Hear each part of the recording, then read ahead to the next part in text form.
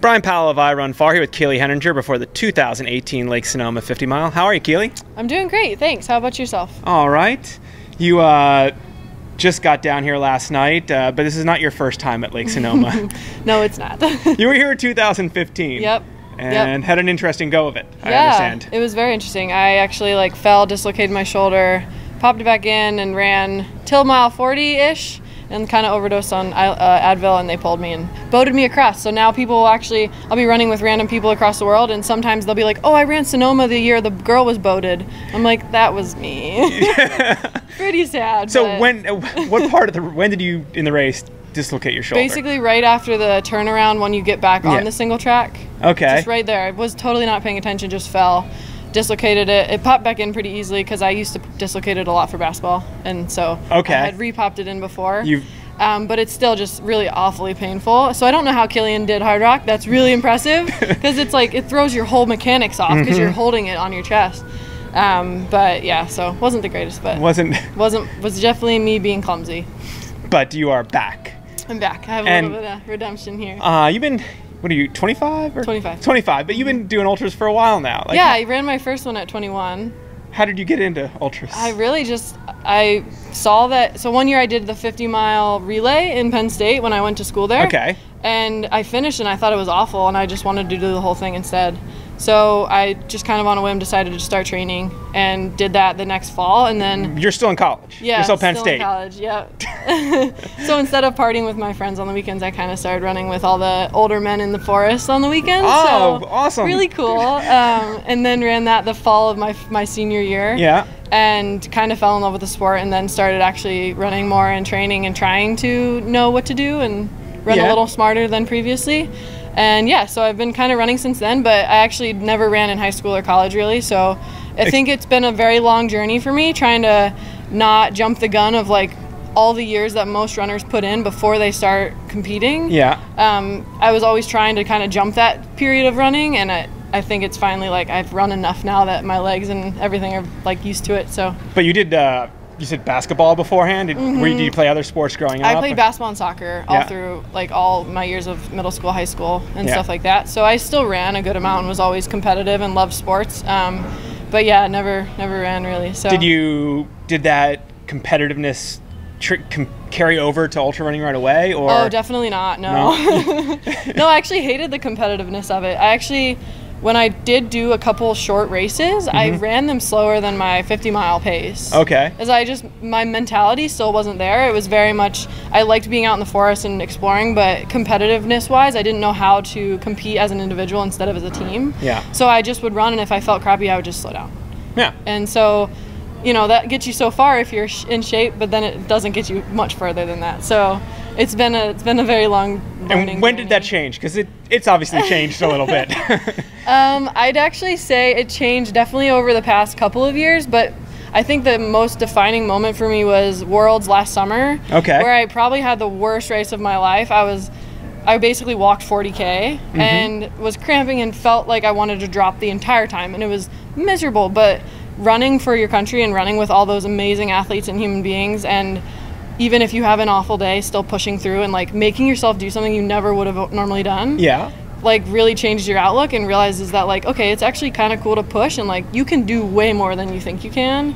And so then I think after that I've embraced the suffer a little bit more and really enjoy pushing myself and pushing through those things where normally I would slow down or back off from. So back when you were running 8th or 9th or whatever at North Face 50, you were just cruising to honestly, I would have to agree with you. I know that sounds kind of weird, but I never knew how to really push. I would just kind of cruise and just run run below a potential that I knew I could. And just in your comfort zone. Yeah, exactly. You were in shape, you were fit, so you could run fast, but you weren't. Yeah, and I never had the nutrition dialed, and I didn't quite have the training dialed, so it was always kind of a hit or miss. I could either have a pretty good race or a pretty bad race. Yeah. Of late, there have been mostly pretty good races. Yeah, I'd say they're doing pretty well. You're chucking up 50K, I think is maybe your best race to date. That was a good race. That was fun. Yeah. That course is obviously beautiful up there, and the race, Chrissy's amazing, and the race directors and all the people out there just make it such a cool environment that it's hard to not run with a smile on your face the whole time. But I think training for that race, I really was focusing on the different aspects that course has. And that really helped me during the race to, you know, instead of maybe slowing down on one of the climbs, it's like, okay, I know I've done this in my training. I know I can do this. Like, there's no reason to slow down here. And then same when you get to the bike path. Yep. Yeah. So that was actually my favorite part. The whole race, I was just like, I just need to run a really fast 8 miles at the end. That's it. But yeah, I just think that race is super fun, and it's really fun to just push yourself. I luckily ran into 2 guys I knew on the towpath at the end, and they were both struggling pretty bad, so I just kind of made them run on my shoulder, and I'm like, we're going to hammer this, and you're going to stay with me, and that's what we're doing. and you ended up running with the second fastest women's time in Chuckanut history, with like a lot of people who've done it for decades, so like, does that feel pretty good? That was pretty cool, yeah. I was actually gunning for the course record, which is very stout. Jody Adams Moore, I was still very happy with my time. Yeah, Ellie's no slouch either. No, so. no, Ellie's incredible. Does that give you some confidence coming into this one? I mean, sure, it definitely does, but like anything, like every race is so different in this sport that you can't come in overconfident or anything like that. I'm excited to be here. I'm excited to be in the community again. I love Skip and John. They're so great. They're the best, like such a good character. And obviously I have a little bit of redemption for myself here, so I'm just looking forward to having fun on the trails and seeing everyone that I know who's running this, because the community is most of the reason why I do it. So and keep the rubber side down on the out on the trail. Yes, and not fall. That would be great. Because after every race, my mom texts me and said, "Did you fall?" As of late, I've been saying no, which is awesome.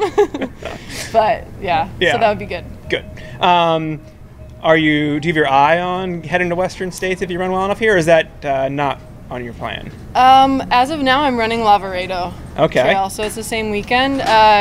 Personally, I think because I've just maybe in the past year really found my running to take off a little bit. I'm not in a rush to run 100 miles, so I don't think I'll run Western, but I really just wanted to run in this race with the community and the competition and everything like that.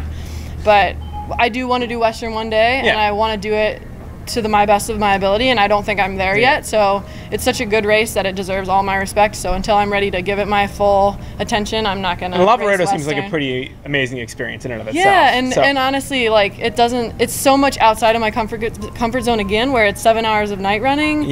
And in the Dolomites, that it just seemed really cool. And right now, like I really just want to race races that make me really stoked, and I think that's where you're gonna run your best, even if it might not be what your forte is or stuff like that. So and your job involves running a little bit, or so it did actually. I just got a new job, so now I actually work. It still does involve running, but not for me per se. So I actually work in the biomechanics research lab at Nike. So I do research on runners and mechanics and stuff like that. Now, do you ever find that like being in that world professionally, does that add to, or can it sometimes take away from your own running and personal life? Yeah, I'd say it adds to it now, because it's just a very fulfilling job where I get to use my brain and tackle all these problems for runners and every sorts of athletes. So it actually like keeps my mind more stimulated during the day, so that I can almost focus better on running, whereas my previous role was more gadget focused, and I worked on digital running things, and so there I would actually have to go run and test them, and that actually was probably not as great for so my it's a little running. wearing. Because they were never hard miles, but it was still, you know, junk miles that maybe you're not thrilled about, so the negativity might accumulate over time. Have you learned anything interesting from your research now that like you bring into your own running?